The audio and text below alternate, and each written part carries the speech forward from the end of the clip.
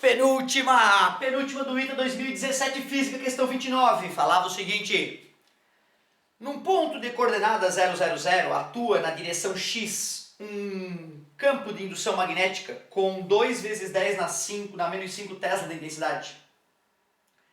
No espaço em torno desse ponto coloca-se um fio retilíneo, onde flui uma corrente de 5 A, acarretando neste ponto um campo de indução magnética resultante de 2 raiz de 3 vezes 10 a menos 5 Tesla na direção y.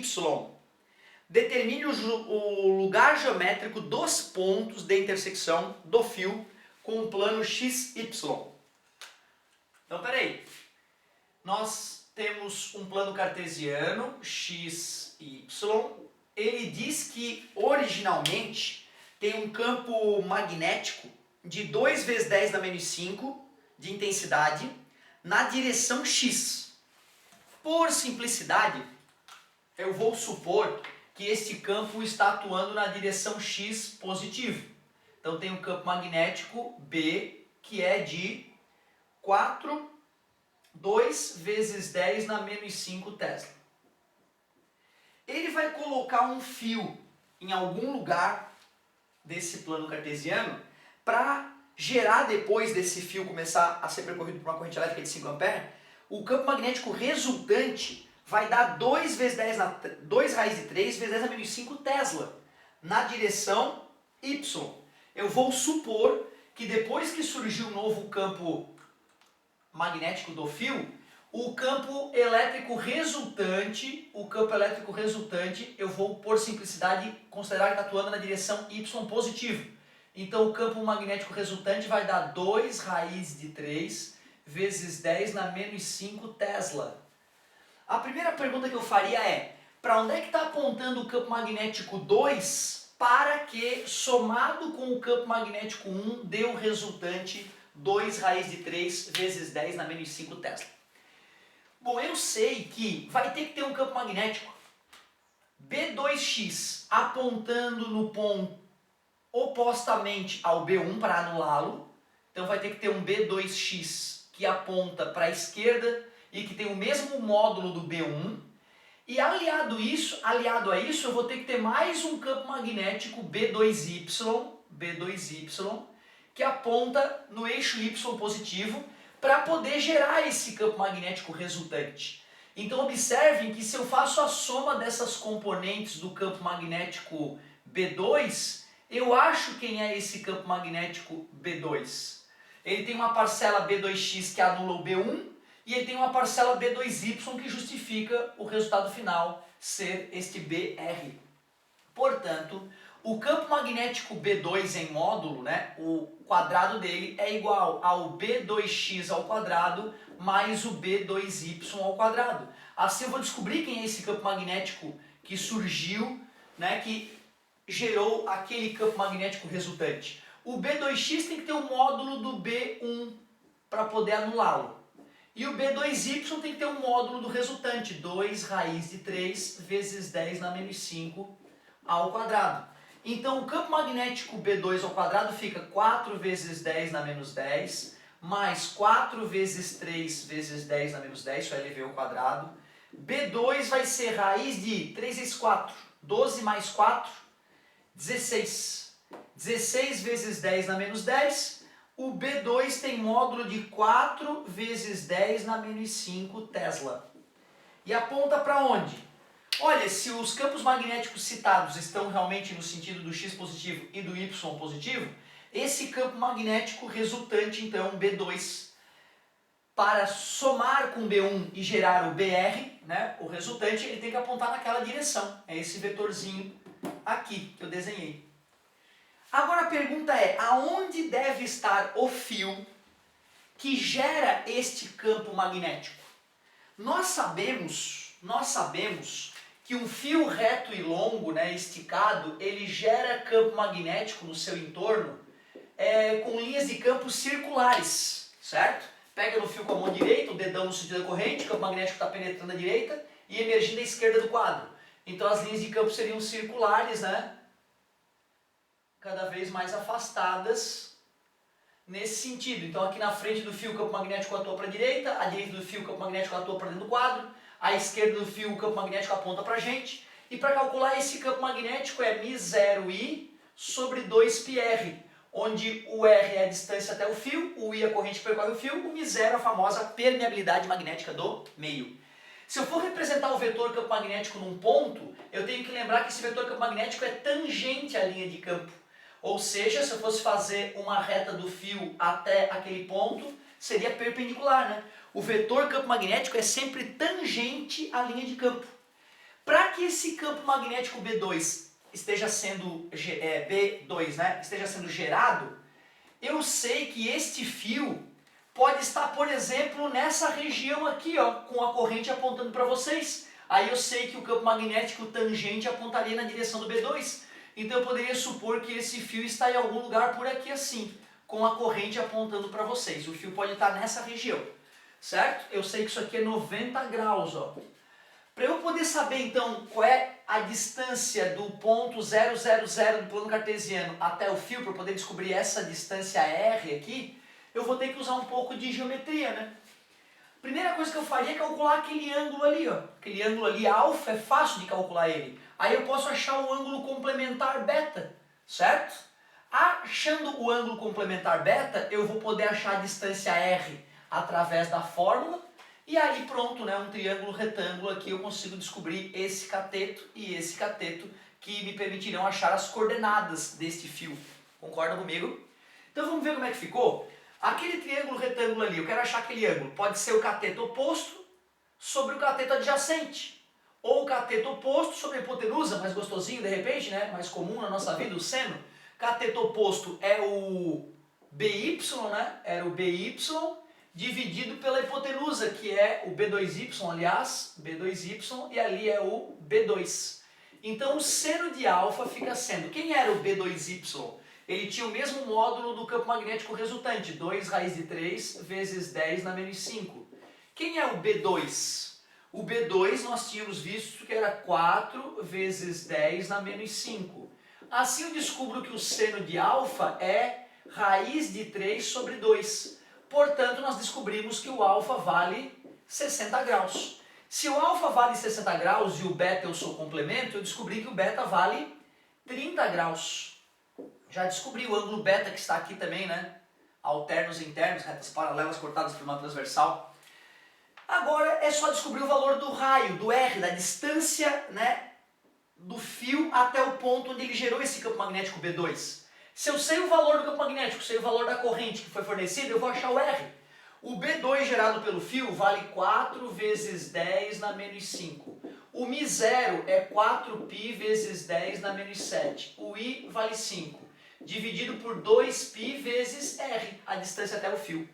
4π dividido por 2π deu 2. 2 vezes 5 é 10. 4 vezes 10 na menos 5 vezes R é igual 10 com 10 na menos 6, 10 na menos 7 dá 10 na menos 6. O raio dessa linha de campo, ou a distância até o fio que gerou o campo magnético, ficou essa aqui.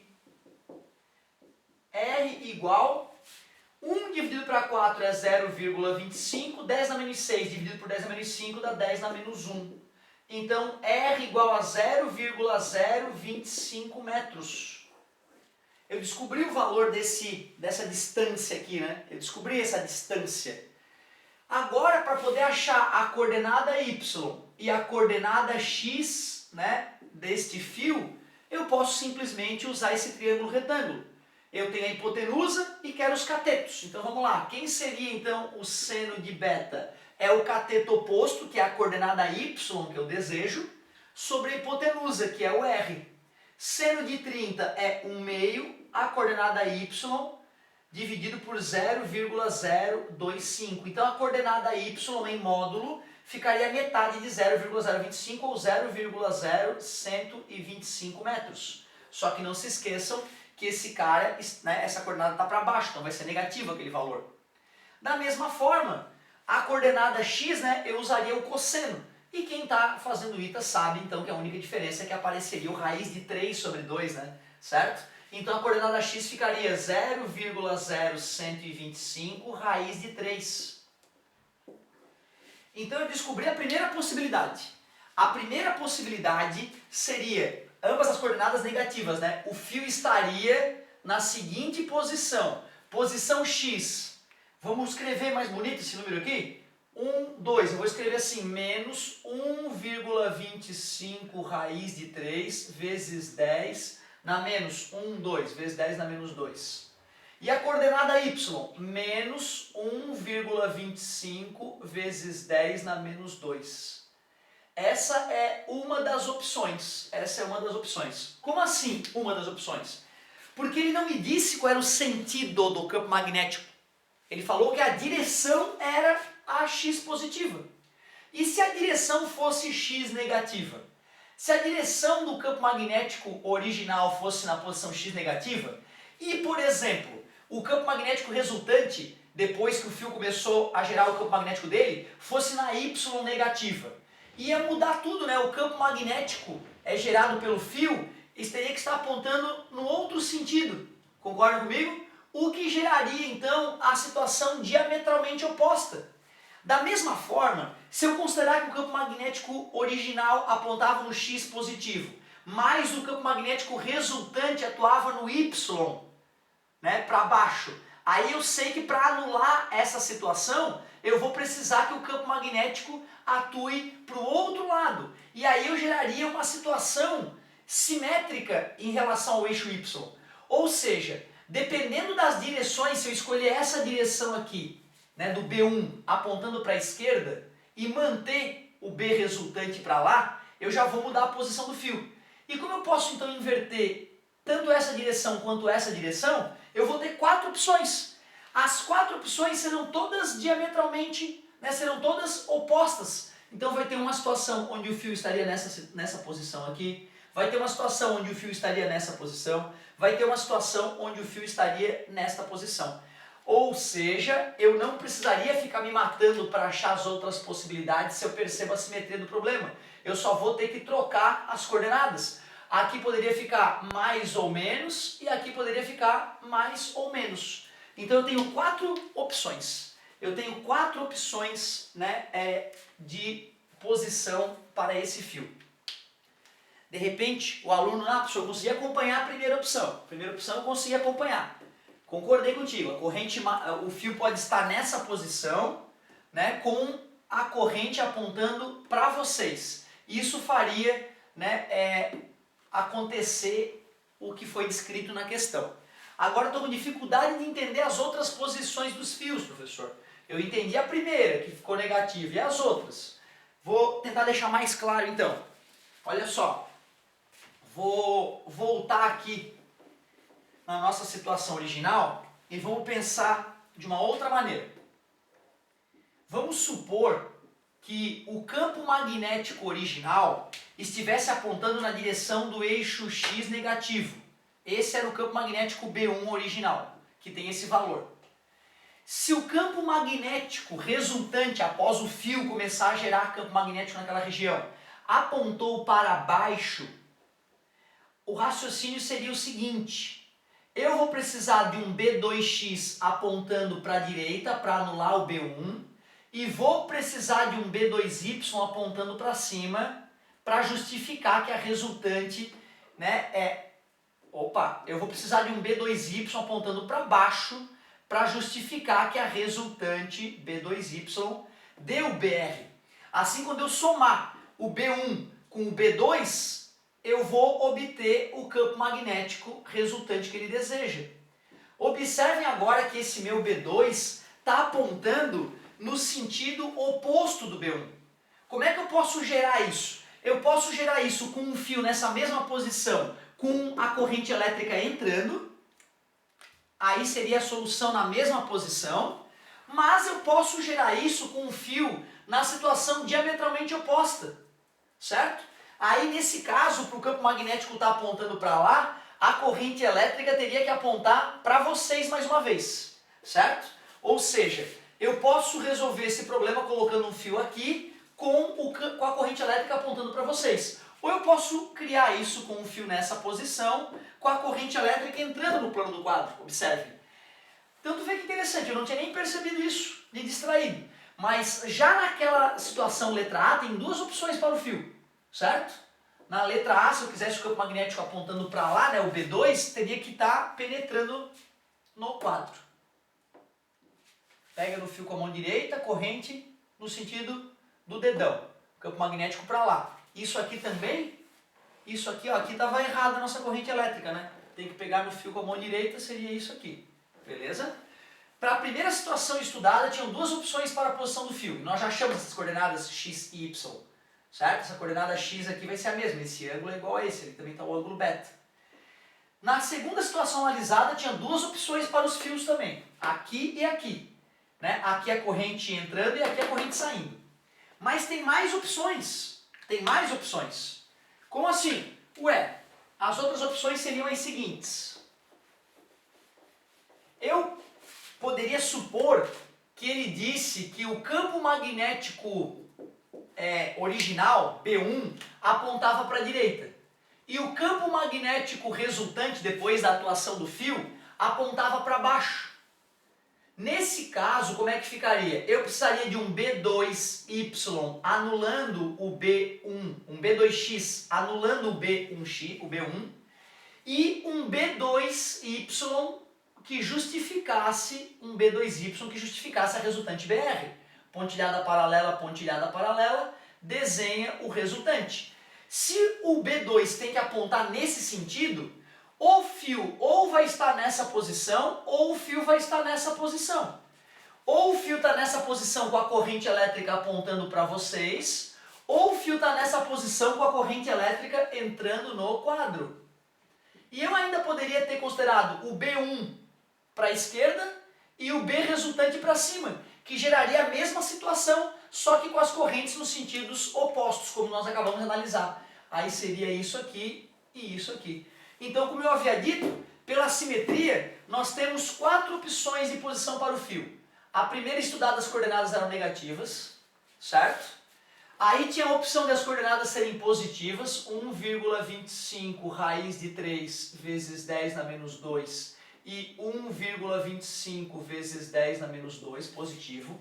Eu teria a opção de menos 1,25 raiz de 3 vezes 10 na menos 2 com mais 1,25 vezes 10 na menos 2. E ainda eu poderia 1,25 raiz de 3 vezes 10 na menos 2 com menos 1,25 vezes 10 na menos 2.